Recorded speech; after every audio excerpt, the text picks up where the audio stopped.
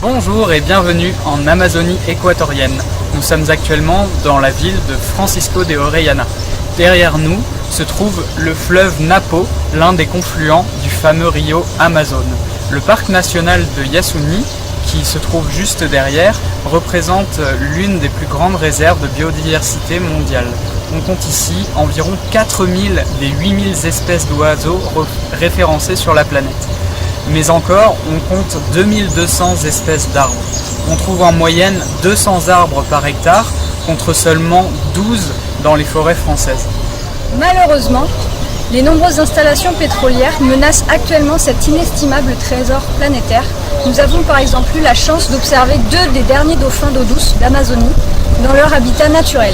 L'espèce, encore florissante 20 ans en arrière, est aujourd'hui menacée d'extinction, victime du déversement de mercure et des fuites de pétrole dans le fleuve. 3 peuples indigènes habitent encore dans la réserve, les Warani, les Shuar et les Quichua. Certains Warani refusent encore tout contact avec la civilisation moderne de peur de la transmission des maladies. Ils peuvent aller jusqu'à utiliser la violence en cas d'incursion dans leur territoire. Après être arrivés au bout de la dernière route du pays, nous avons pris un bateau pour 12 heures de transport sur le rio Napo, afin d'arriver au dernier village du pays avant la frontière péruvienne, le village de Nuevo Oca. D'ici, les excursions au plus profond de la forêt sont à portée de main et révèlent de magnifiques surprises.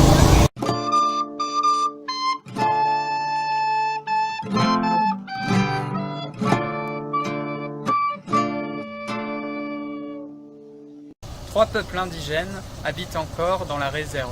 On compte les Warani, les Shuar et les Quechua. Non. Non. Trois peuples indigènes